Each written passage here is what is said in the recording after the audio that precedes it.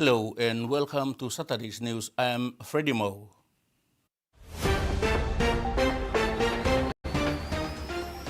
In this edition, Kainan Tulen owners assured education prioritized over 7 years and Manly player keen to represent PNC. K92 mine in the Eastern Highlands province is a rich mine, declaring record production results annually. However, member for K92 William Agahuno raised several concerns in Parliament this week surrounding the license under which K92 operates and the benefit sharing arrangements for the locals, among others. He called for the government to look into these concerns. Question number one, how soon? When Parliament met on Thursday, member for Kainantu came prepared with a list of questions, starting with questions surrounding the licensing arrangements. Question number one, how soon, or does the government, through the Ministry of Mining and MRA, have any plans to firstly transit the Kainantu mine from mining license, ML, to a special mining lease, pursuant to Section 33 of the Mining Act? And where is such plan? When does the government, through the Mineral Resources Authority, intend to do this? And if there's no such intention, why not?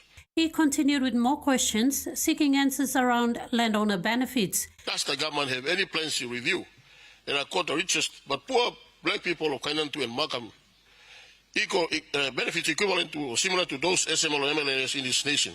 And if so, when can this government do this? And if not, why not? Prime Minister James Marape acknowledged the concerns raised and said the government would work through the issues with the Mining Ministry and Mineral Resource Authority.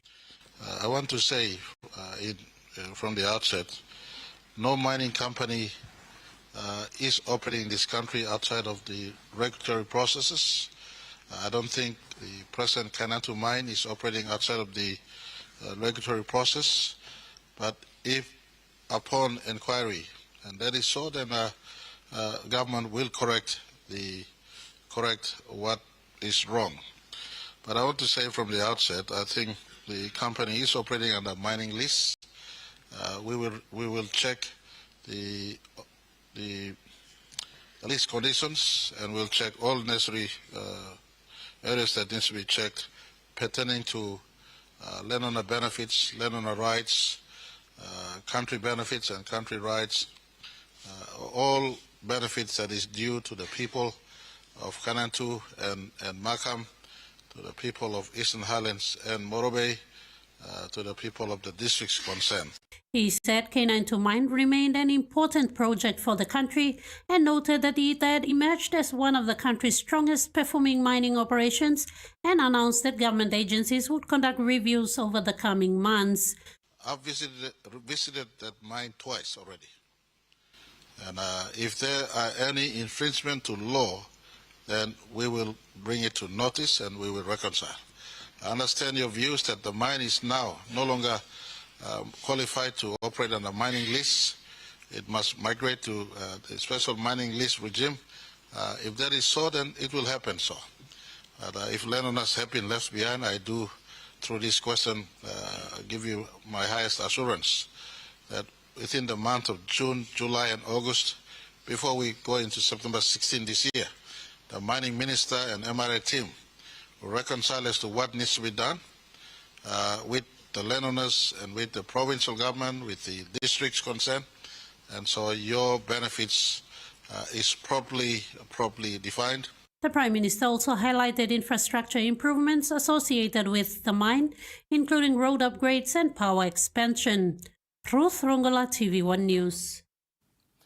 Education is imaged as one of the most significant achievements of the Pangu-led Marape-Rosso government over the past 7 years, reflecting a strong national commitment to investing in Papua New Guinea's most valuable resource, its people. Prime Minister James Marape highlighted this achievement during the presentation of his government's 7-year performance report in Parliament yesterday. Presenting the government's 7-year performance report to Parliament, Prime Minister James Marape described education as the single most important investment any government can make because it creates opportunities, reduces poverty, strengthens communities, and drives long-term economic growth. Since 2019, the Marape-Rosa government has invested heavily in ensuring that every Papua New Guinean child is given access to quality education regardless of family income or geographic location. Through the government tuition fee subsidy program, an estimated 2.56 million students have benefited from subsidized schooling across the country, helping thousands of families keep their children in classrooms and reducing the financial burden associated with education. Education, in my view, is the most powerful investment this government or any government can make. It is the multiplier of all other development interventions. An educated child is a healthy adult, a more productive worker, a more engaged citizen, and a stronger foundation for national development. Over the review period, total government expenditure under the tuition fee subsidy program reached approximately 4.6 billion kina, making it one of the largest direct investments in education since independence.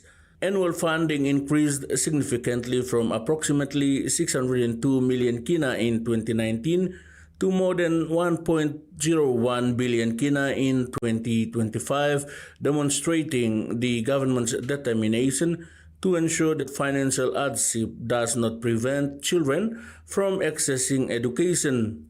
Prime Minister Marape said the policy reflects the government's belief that education should not be a privilege reserved for a few, but a right available to every Papua New Guinean child. The government's free education program has been the cornerstone of our education commitment. Under government free education program, we have enrolled 2.567 thousand and 713 students across our country in subsidizing schooling, with a total disbursements of 877 million in last year, for instance. Freddie Mo, TVWAN. PNG is taking steps towards strengthening the country's leadership in global ocean governance. The agreement under the United Nations Convention on the Law of the Sea on the conservation and sustainable use of marine biological diversity of areas beyond national jurisdiction was tabled in Parliament this week for ratification. Following the National Executive Council's endorsement, Minister Tachenko tabled the agreement in Parliament for formal ratification. The BBNJ agreement is a landmark international agreement under the United Nations Convention on the Law of Seas. It establishes the first comprehensive global framework dedicated to the conservation and sustainable use of marine biodiversity in areas beyond national jurisdiction, commonly referred to as the high seas. For Papua New Guinea, having the identity of a large ocean state whose prosperity, food security, and environment resilience are deeply connected to the health of our ocean. This agreement is of profound strategic importance. Papua New Guinea formally signed the agreement on 13 June 2025 during the 3rd United Nations Ocean Conference in Nice, France. Ratification will reaffirm the country's commitment to sustainable ocean governance and reinforce its role as a responsible steward of the Pacific Ocean. As one of the Pacific's largest maritime nations, PNG has a direct strategic interest in the protection of marine ecosystems beyond national borders. Healthy high seas ecosystems are critical to sustaining regional biodiversity, protecting migratory fish stocks, and ensuring long-term ocean resilience. Members of Parliament provided their views about the agreement, many raising concerns of the lack of monitoring of PNG seas and the lack of effort by local authorities to protect marine life, including mangroves.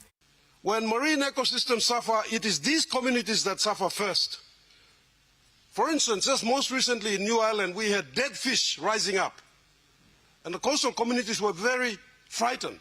I am sure that the good Minister for Fisheries will bring a report explaining what this is all about.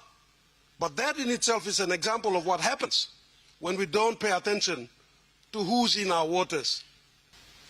But our performance so far, since the trial target was signed up by us, our performance has been very dismal.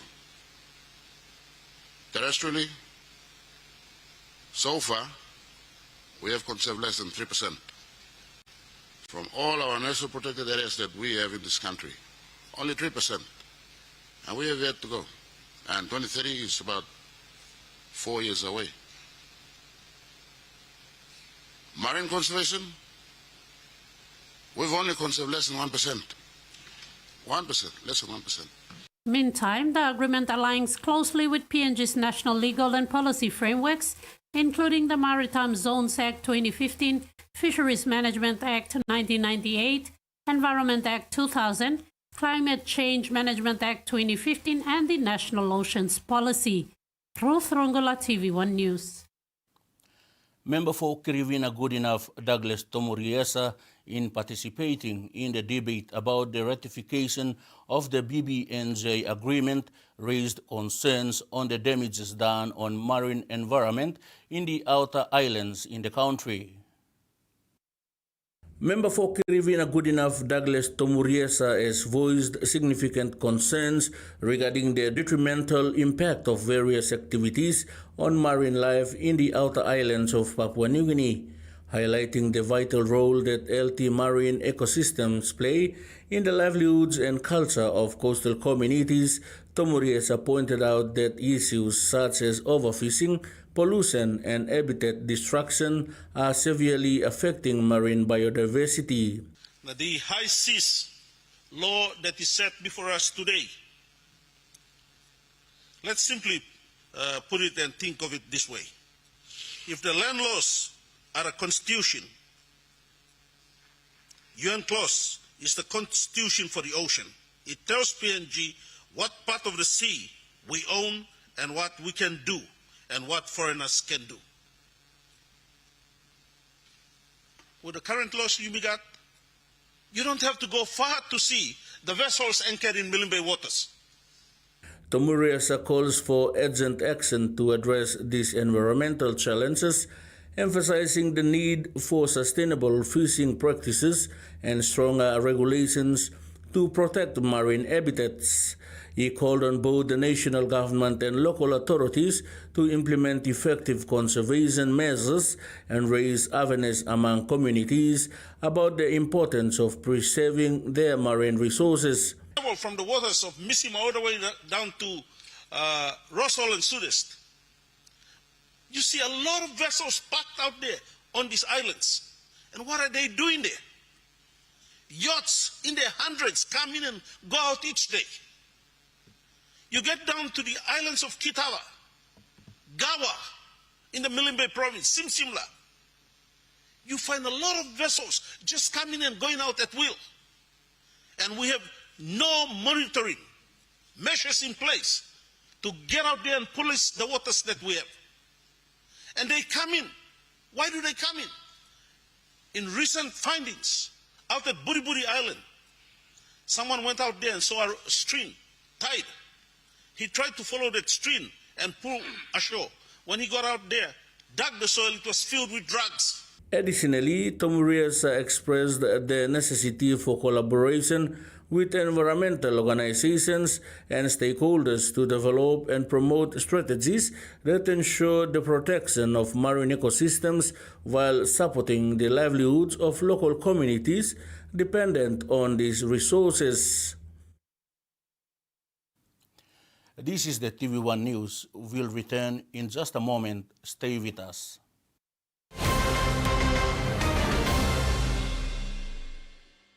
Banking doesn't have to be complicated. With PSP's One Talk Wallet, control your money wherever, whenever. Dial *131#, enter your PIN, select cash in or out, and generate a secure code to withdraw cash. It's the only wallet for cardless ATM withdrawals. Send and receive funds, pay for goods and bills, or withdraw cash with ease. All with PSP's One Talk Wallet. PSP's One Talk Wallet. Money made easy. Dial *131# today.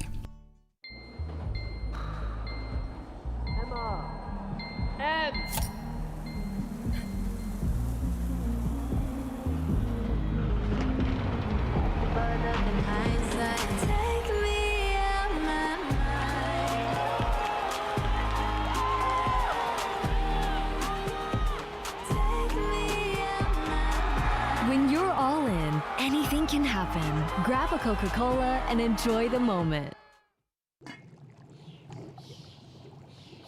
Hiya, Mama. You wait then, but me add him special flavor. Put in more flavor, put in more taste. Magic Kakaru, get up a big smile on face. Time for Kim chicken, a great fumu too. Sip, sip, the moo, yes, magic on you. Maggi, P&G é minha. Buy P&G made.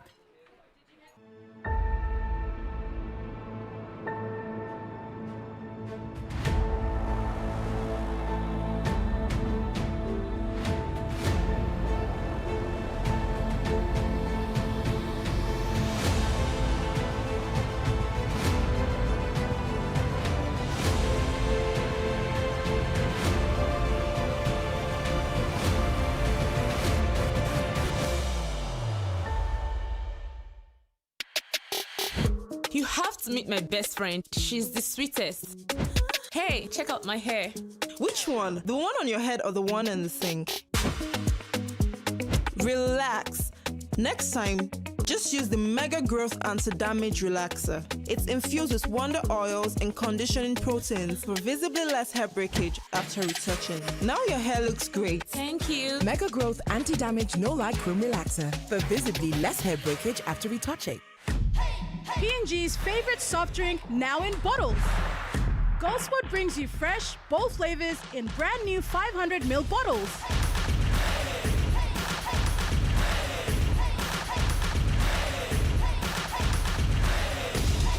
Taste the rainbow. More freshness, more flavor, more fun. Lime, orange, raspberry, and pineapple. Proudly made in P&G. Proudly Goldspot. The PNG LNG project has now generated more than 30 billion kina for Papua New Guinea since production commenced. Nearly half of this amount has been paid as tax. Equity distributions are paid to KPHL and MRDC based on the interest they hold. Tax is paid to the IRC, while development levies and royalties are paid to DPE.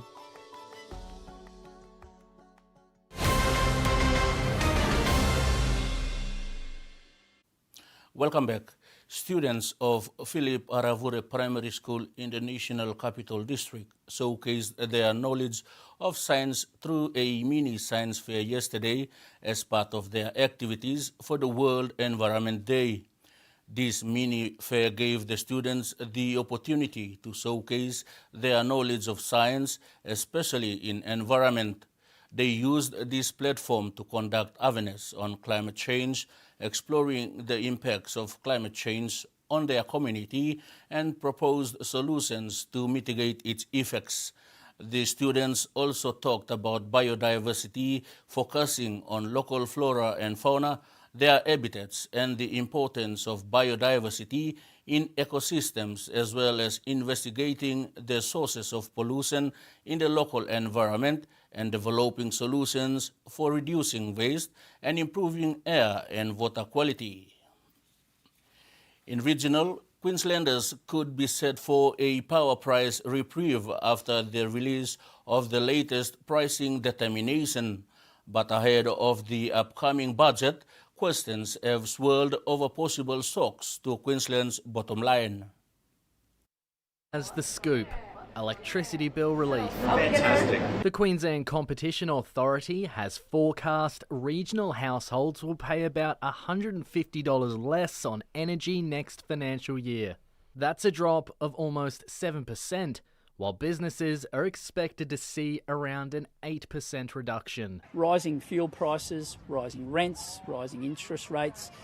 This is only a small bit, but it's our small way of being able to play a part in driving down those electricity prices. With margins razor thin, it's welcome news for Townsville pub owner Alan Pike. Power for North Queensland is fairly astronomical at the moment and has been for a long time. Seeing a reduction in increase in power would be a massive help for small businesses. It comes after an almost 11% forecast drop in the southeast was announced last month. I've written to energy retailers. There's no ifs, no buts, no excuses. They must pass on those lower power prices. The Treasurer knows that this decrease is because of Labor's renewable energy projects. While it's vital relief for the regions, Queensland's books face pressure. Separate reports released this week into the Child Safety Department and the Queensland Police are expected to have serious financial implications for this month's budget. We'll make sure that the appropriate investments are made, the budget process is underway. There needs to be significant funding to continue to support our police and our child safety officers. The artist behind the latest exhibition at the Museum of Old and New Art has traversed volcanoes, dived in oceans and crossed the world to bring his work to Obat. Julian Terrier's exhibition was 4 years in the making and pushes audiences to think deeply. Of volcanoes boom through a room filled with basalt rocks from Mexico as lights flash and steam rises. This is Hardcore, Mona's major exhibition of the year. It's Swiss artist Julian Charrier's first solo exhibition in Australia. It's trying to bring abstraction, like deep time, into the realm of the human experience. The work draws on science and geology, looking at the way extractive industries have changed the landscape across the world. There's fossilised stone, a giant lump of coal, and melted computer parts shaped to resemble meteors. The museum collaborated with Charrier to conceive and produce the work over 4 years. I really do think this one's going to blow people away. There's just so many incredible experiences, from being in the dark to the light to thinking about geology, the whole idea of actually grasping deep time as a concept. One of Charrier's new works, Breathe, now has a permanent home in Mona, in a space specifically built for it. It allows visitors to inhale air from the Great Oxidation Event 2.4 billion years ago. It's a scientific experiment as such, so reducing iron oxide into oxygen and giving you the possibility to actually take or inhale the beginning of life on Earth. Much like the whole museum, Hardcore is deliberately disorientating. It's dark and loud and immersive and reminds the audience that humanity is just a tiny part of the Earth's timeline. The exhibition continues until the end of March next year. For some young people, getting a driver's license can feel out of reach. One volunteer program in Obat is helping learner drivers get their keys to independence, but it's struggling to keep up with demand. In a few weeks, Taylor will be sitting her P's test. Volunteer mentor David Lasky is the reason she's ready. You're driving very well today. Thank you, I'm trying. They're part of the Hobart PCYC's Learner Driver Mentor program. It matches learners without a car, supervisor or money for lessons with mentors to help them complete their logbooks. Without this mentor program, I don't think I'd have any hours currently. But demand for the program is outpacing the supply of mentors. More than 100 learners are on a waiting list. My most recent learner driver has been waiting almost 2 years. So I think that's a real problem. Like Taylor. You are watching TV1 News. Stay with us. Sports is coming up after the break.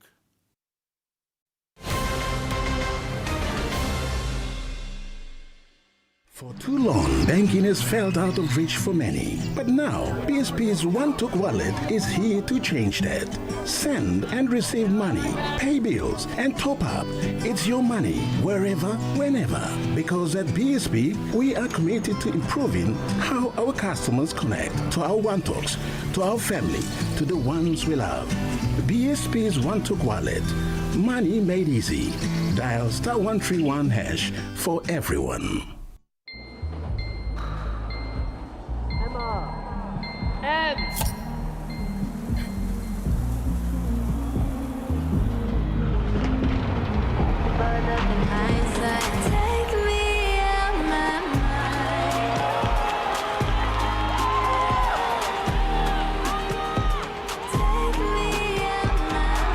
When you're all in, anything can happen. Grab a Coca-Cola and enjoy the moment. The PNG LNG project has now generated more than 30 billion kina for Papua New Guinea since production commenced. Nearly half of this amount has been paid as tax. Equity distributions are paid to KPHL and MRDC based on the interest they hold. Tax is paid to the IRC, while development levies and royalties are paid to DPE.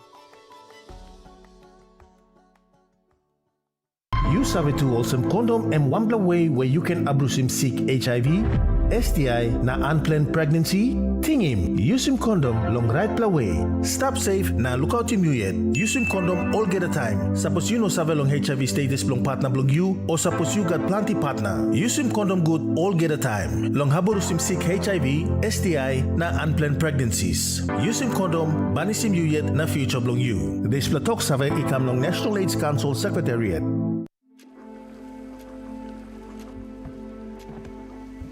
Papa come close to Laos. Kaya ino ready yet. Mak blame belatya. Mom's too glo rasta. Suppose I'm not ready. Ayo.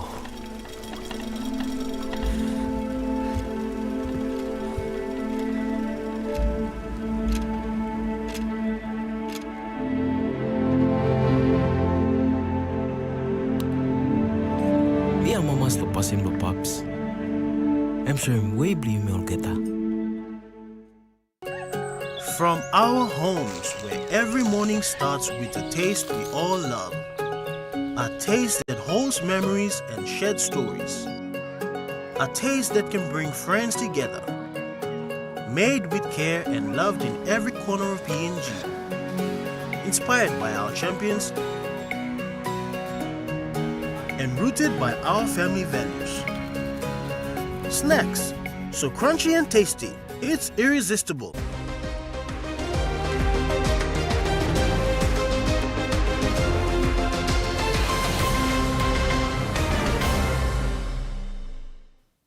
In sports, mainly Voringa Sea Eagles and potential PNG Kumuls outside back, Josh Feledy has made his intention known that he would love to represent his mom who was born in Goroka. He was speaking to the PNG media delegation after the Manly Sea Eagles' emphatic 28-14 victory over South Sydney Rabbitohs last night at Brookvale. The 21-year-old rising centre made his NRL debut for the West Tigers in round 27 against the Manly Sea Eagles in a 54-12 loss back in 2024.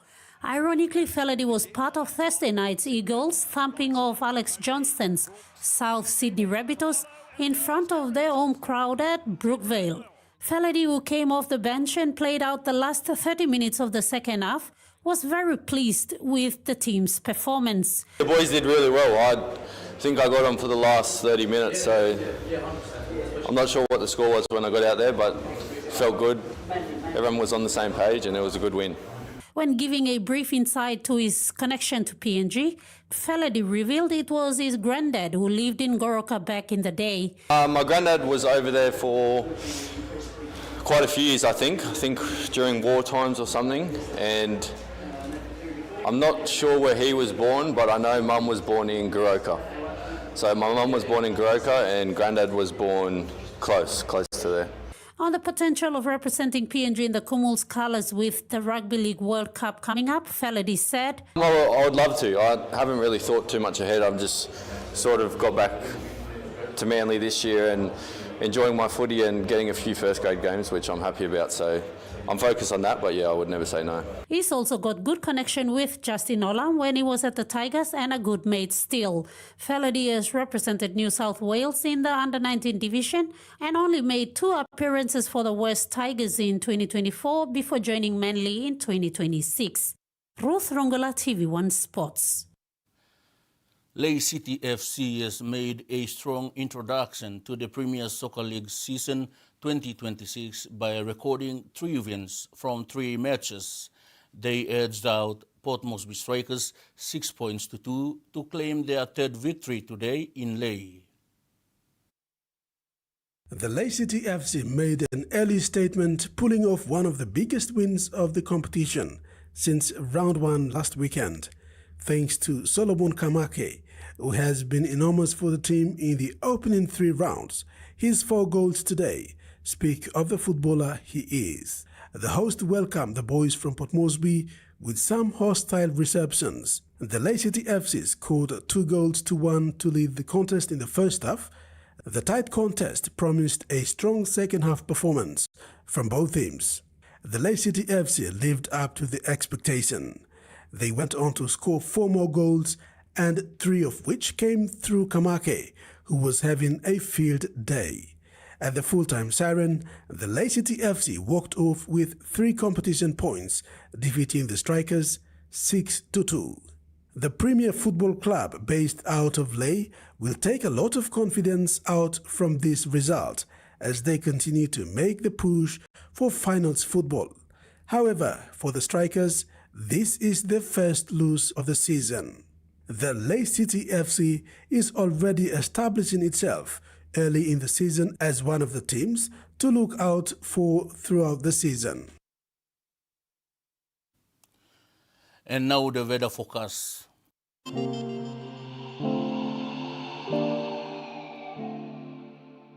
In regional focus, southern isolated showers, Momase isolated showers becoming scattered tonight with areas of heavy inland Pacific region and potential to cause flooding.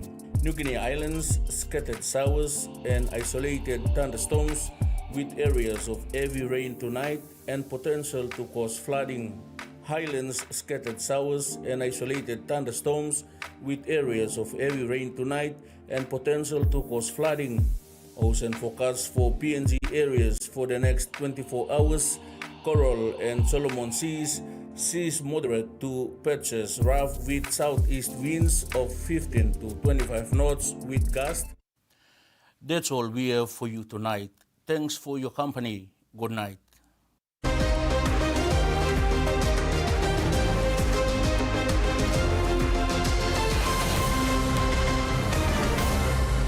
TVWAN News was proudly brought to you by